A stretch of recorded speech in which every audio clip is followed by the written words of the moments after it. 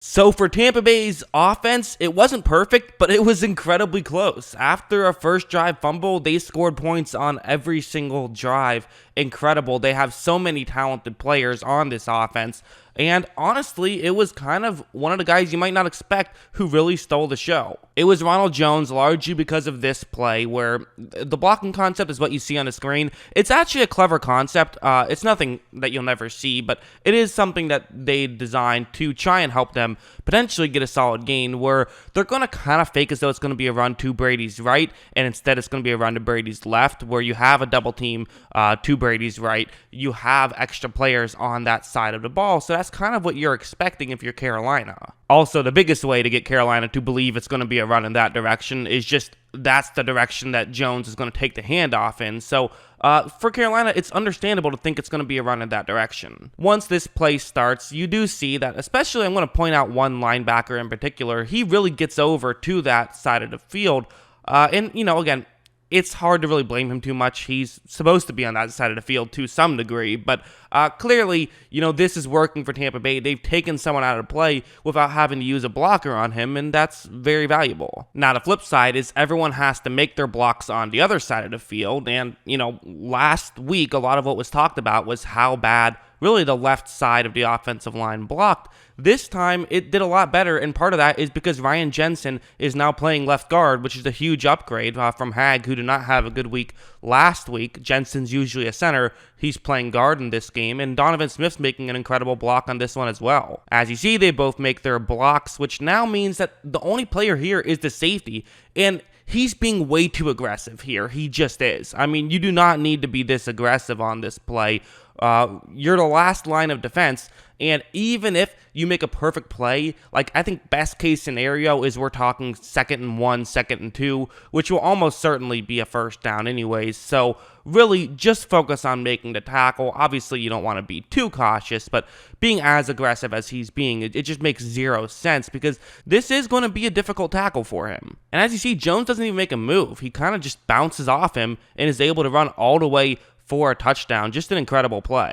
Yes, I sped up that play. That's to avoid copyright. If I play it for too long, it will get copyright claimed. Also, I think I'm going to probably, I'm not sure exactly, but I believe in editing what I'm going to do this time is maybe just have some still images of some of the players when I talk, as opposed to just rewinding and then playing the play over and back again. People have complained about they don't love that, but it's also tough because if I just show new plays, they'll probably get copyright claimed. So kind of some hoops I have to jump through. We'll try this, see if you guys like it. If you hate it, please let me know and I won't do it anymore. But yeah, that was obviously an incredible run by Rojo. It was really well blocked and a really good design. And for Ronald Jones, honestly, as much as it seems kind of easy, that all he really had to do was make one guy miss, at the same time, just running for 100 yards in a dead sprint, that's difficult to do, and you will often see guys get caught as they get further down the field. Jones almost got caught, but it was actually his endurance there that was able to beat a difference. So, that's why endurance matters. Really impressive, really just a physical feat by Jones on that one. Okay, moving on. Let's talk about the receivers, though, because that's what people want to talk about, probably, I'm guessing. And for a good reason. Tampa Bay obviously has incredible receivers. They were incredible in this game. Mike Evans has had a weird year. He's going to have a really good play on this one. One of the great things about having two of your receivers being Mike Evans and Chris Godwin is you're allowed to run plays like this where they have a halfback in the game. They're going to run play action. They're going to have both of their tight ends just straight up block on this play, and then their back, Fournette, he's going to block after faking as though he's getting a handoff. So you're having three guys that are eligible receivers on this play only block, but they feel comfortable they can do this because they trust Evans and Godwin so much that that's just as good as some teams having four receivers run routes. Evans is going to get kind of open, and Brady is just able to throw it a mile in the air, and it's still complete because of Evans' height. It is an incredible play. I'm going to show this replay in a second. As you see here on the replay, it was just an incredible job, really strength to hold on to that ball while, a defender's hand was in between his arms. That's an incredible play. Great job by Evans. Again, he's had kind of a weird year, but he's still putting up highlight reel level catches because that's what he does. This next one's going to be an AB play. Antonio Brown, he's really played well through 2 games with Tampa Bay. He really has. This one, you're going to have Evans sort of just run a deep route, and AB kind of cuts to the side like that. It's a good route. It's 3rd down and 3. We're against man coverage here. So, these types of plays can work out because really what Brown is going to try and do is fake as though he's going to Evans's left, then get to his right, and that's going to kind of fool the defensive back who's in charge of covering Brown. Brady takes the snap, and you see Brown is just doing a really good job of kind of staying exactly as far to Evans's left as he wants, and the goal really is to kind of create a sort of pick play, but basically get the Carolina defensive back to run into that pick play.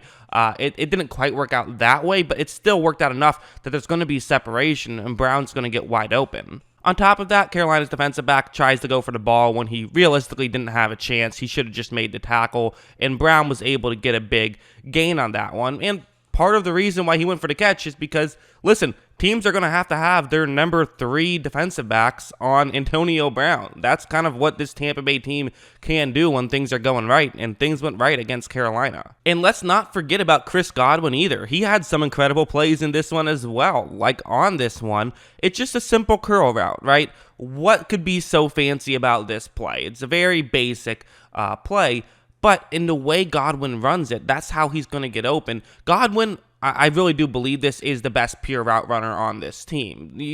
I think Brown and Mike Evans might have a little bit more physical talent, although Godwin has a ton of physical talent as well. But Godwin, it really is about route running. He's so incredible at it. Once this play starts, you see how he does that little stutter step right there, right? How he kind of sidesteps as though he's going to the left, but then it's going to bend his knee. And notice how far he's bent his knees. And this is important because this is going to allow him to sort of just shoot himself to the right. He's also going to use his right hand to sort of swat his defensive back away like that, and that's how he's going to try and get by him. And as you see, it works. I mean, he just blows by him, and at this point, it's a win, right? I mean, this is just great positioning for Godwin right here. Defensive back has his back turned. He doesn't know when Godwin's going to stop. He doesn't know where Godwin's going. No matter what Godwin does, he's going to be in trouble. But of course, if Godwin is running deep, or if Godwin is going to cut to the left or right at this point, he could get wide open. So 429, the Carolina defensive back, he has to be very concerned of that, and he's running as quick as he possibly can, just trying to get back into the play. So when Godwin cuts, he overruns it a little bit, and Godwin is able to make a great adjustment to make the grab while there's contact being made. Just a really well-executed play by Godwin. That's what he brings to this table, and, that's why on 3rd downs, he sometimes will probably be the guy you're going to look to, even though they have Mike Evans and Antonio Brown. And let's not forget about Rob Gronkowski either. I mean, hey, he had a decent game. He had a touchdown later on in the game. It didn't really matter. It was kind of running up the score by Tampa Bay, but you know what? I kind of think that after your devastating loss last week, running up the score a little bit the next week is probably maybe the right call to give yourselves a little bit of confidence. On this play, Gronkowski is going to start off blocking a little bit, and then he's going to just run a deeper route. It's going to be play action, and quite frankly, just given the context where Tampa Bay is already up 16, so a field goal or a touchdown doesn't really make a big difference, to be honest, as long as you get points on the board. It's going to be a 3-score game with 4 minutes left. Carolina has no timeouts left, so probably less than 4 minutes left. It's kind of like Carolina's just expecting a run here, which makes sense. Although one small thing I want to point out before I start this play is you're going to see Gronkowski block a little bit. Like, watch the right beginning, right here. You see how he just blocks a little bit. That helps sell the fake, so he does get wide open. But part of it was because he, was helping sell the fake with that block. Yeah, I mean, again, was it running up the score? Yeah, but Gronkowski had a couple other pretty decent plays. And, the fact that he's the 4th passing option, and they kind of treated him like the 4th passing option this time. In the past, I felt like he had been kind of like the number 1 guy. Here, I feel like he was playing the role that he should have been playing, and it worked out really well. This is exactly what you were hoping the Tampa Bay Buccaneers could be on paper. huge bounce back win. I mean, last week is still last week. It hasn't erased that yet, but they still have a lot of work to do if they want to get a number 1 seed or even win the division. But this is a good step towards doing that, and it's just fun to watch, let's be honest. So, yeah, that's what I think. What do you guys think about this performance? Let me know in the comments below. Always love hearing from you. And, of course, as always, thanks for watching.